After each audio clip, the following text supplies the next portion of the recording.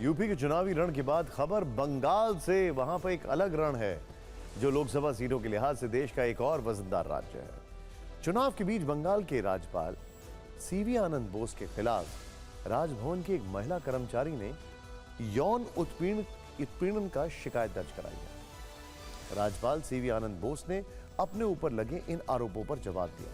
उन्होंने पहले social media platform x पर आरोपों को सिरे से खारिज किया और लिखा, सत्य की जीत होगी। मैं इस तरह से बनाए जा रहे नैरेटिव से डरने वाला नहीं हूं। अगर कोई मुझे बदनाम करके कुछ चुनावी फायदा चाहता है तो भगवान उनका भला करे, लेकिन वे बंगाल में भ्रष्टाचार और हिंसा के खिलाफ मेरी लड़ाई को नहीं रोक सकते।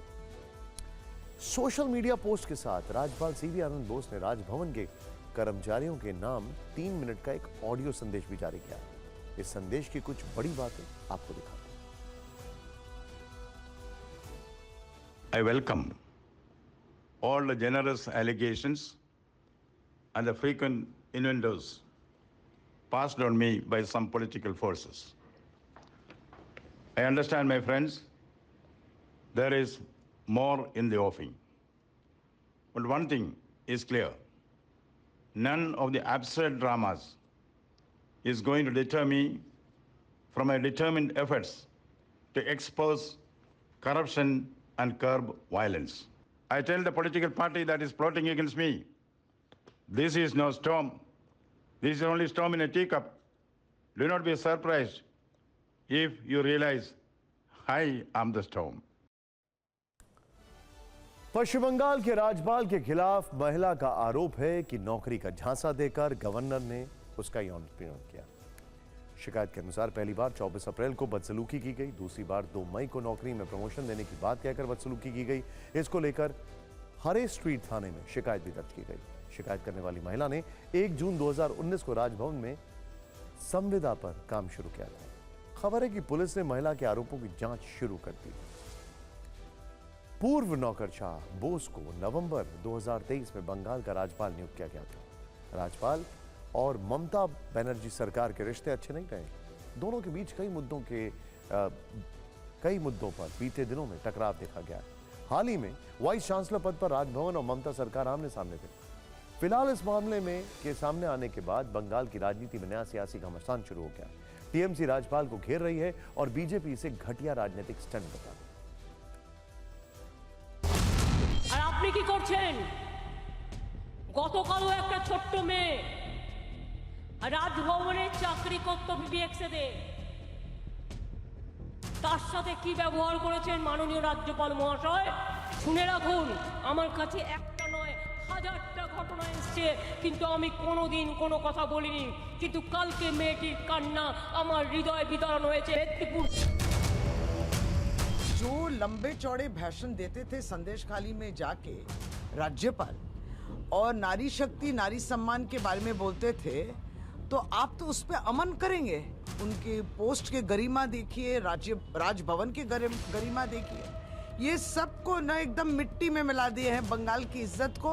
हर एक व्यक्ति हर एक पद को देश का उसको और बदनाम करने के लिए हर एक पद को, जज को, महिला है न्यायाधीश तो उनकी पति को सीआईडी नोटिस देकर बुला करके उनको और डिमोरलाइज करना, ये उनकी ये राजनीति है। ये चरम पर आ गए, यहाँ पे जाने का समय होगा। The governor who's calling it an election gimmick, I would like to tell him, it's a typical reaction of every criminal who's accused of sexual harassment. आज पुलिस बोलिए, आज प्रशासन बोलिए, उनका मुट्ठी में है और अभी तक जुडिशियरी और गवर्नर को हाथ में नहीं ले सके। और जिसको भी वो हाथ में नहीं ले सकेंगे, तब गवर्नर साहब उनका जो दुर्नीति, उनका जो अन्याय, उसके अगेंस्ट में बात करना लगा, तो अभी गवर्नर का अगेंस्ट में मोलेस्टेशन केस। देश का संविधान राज्यपाल को संविधान के अनुच्छेद 361 के तहत किसी भी आपराधिक कार्रवाई से संरक्षण देता है। इस अनुच्छेद में राज्यपाल को किसी तरह का संरक्षण प्राप्त है। किस तरह का संरक्षण प्राप्त है आपको वो बताते हैं। राष्ट्रपति और राज्यपाल को उनकी शक्तियों या कर्तव्यों के प्रयोग में किए गए कार्यों के लिए किसी भी अदालत की तरफ से बुलाया नहीं जा सकता है। अपने कार्यकाल के दौरान राष्ट्रपति या राज्यपाल के खिलाफ किसी भी अदालत में कोई आपराधिक मामला दायर नहीं किया जा सकता है। अदालतों को राष्ट्रपति या राज्यपाल के खिलाफ उनके कार्यकाल के दौरान गिरफ्तारी या कारावास के आदेश जारी करने से रोक दिया जाता है। साल 2017 में सुप्रीम कोर्ट ने 1992 के बाबरी मामले पर सुनवाई करते हुए बीजेपी नेता लालकृष्ण आडवाणी, मुरली मनोहर जोशी, उमा भारती के खिलाफ आपराधिक साजिश के तहत के नए आरोपों की अनुमति दे दी थी, जबकि यूपी के पूर्व मुख्यमंत्री कल्याण सिंह के लिए सुनवाई नहीं हुई थी क्योंकि वो उस समय राजस्थान के राज्यपाल थे। कोर्ट ने कहा था कि कल्याण सिंह राजस्थान के राज्यपाल होने के नाते संविधान के अनुच्छेद 361 के तहत तब तक छूट के हकदार हैं। इसको और सही ढंग से समझाने के लिए हमने संविधान विशेषज्ञ से बातचीत की।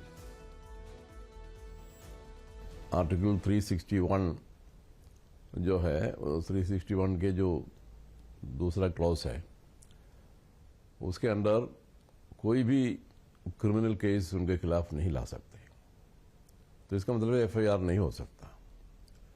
और कोई भी उसमें दूसरे क्लॉज में लिखा है कोई भी कोर्ट इस देश में एक गवर्नर या प्रेसिडेंट के खिलाफ अरेस्ट या इम्प्रिजनमेंट के लिए नोटिस जारी नहीं कर सकते। राज्यपाल सीवी आनंद बोस की संदेशखाली की महिलाओं का मुद्दा उठाने में बड़ी भूमिका रही है। राज्यपाल ने इसी साल 12 फरवरी को नॉर्थ 24 परगना जिले के संदेशखाली का दौरा किया था। वहां उन्होंने टीएमसी के खिलाफ प्रदर्शन कर रही महिलाओं से मुलाकात भी की थी। प्रदर्शनकारी महिलाओं से मिलने के बाद राज्यपाल ने कहा था कि ये अंतरात्मा को हिला देने वाला था। इसी संदेशखाली के मुद्दे पर टीवी 9 भारतवर्ष के राउंड टेबल इंटरव्यू में बोलते हुए पीएम मोदी काफी भावुक हो गए थे। बीजेपी उम्मीदवार रेखा पात्रा की बात करते करते प्रधानमंत्री मोदी का गला भराया। पीएम मोदी ने संदेशखाली में महिलाओं के साथ हुए अत्याचार पर पश्चिम बंगाल की मुख्यमंत्री ममता बनर्जी को लेकर क्या कहा, आपको इंटरव्यू का वो अंश जरूर देखना चाहिए। अब जहां तक बंगाल का सवाल है, मैं मानता हूं कि सुरक्षा एक सबसे बड़ा गंभीर मसला है। जिस प्रकार से संदेशखाली की घटनाएं घटी और जो दबी हुई कोई माता बहन अपने व्यक्तिगत जीवन में बाहर खुलकर कुछ बोलने की हिम्मत नहीं करती है। संदेशखाली में जिस प्रकार से मैं उन माताओं को मिलाता था, आंख में से आंसू निकल आते थे, सुनता था तो दर्द होता था। और पॉलिटिकली शेल्टर मिले और उस प्रकार से व्यवस्था हो, तब जाकर के बहुत बड़ी चिंता होती। और सरकार किसी भी हालत में उनकी बात सुनने को तैयार ना हो। हमने एक बहन बिल्कुल झुग्गी झोपड़ी में रहती, रेखा पात्रा जी करके, उनको हमने टिकट दिया है। साहब देखिए कैसे लोग हैं। मैंने रेखा पात्रा जी को टिकट देने के बाद फ़ोन किया कि मैं मिला था पहले उनको। मैंने कहा दीदी आपके पास पैसे नहीं होंगे तो हम एक काम करेंगे, हम लोगों के पास जाएंगे और लोगों को कहेंगे कि रेखा दीदी के लिए एक वोट तो देना है, लेकिन 1 रुपया देना है। तो मुझे रेखा जी कह रही है, नहीं नहीं साहब, मैं पैसा नहीं मांगूंगी, मैं पैसे नहीं मांगूंगी, मैं हाथ जोड़ के मांगूंगी कि वोट दो, मुझे पैसा नहीं चाहिए। साहब जिस बंगाल में ये नारी शक्ति हो, वो बंगाल देश को आगे ले जा सकता है।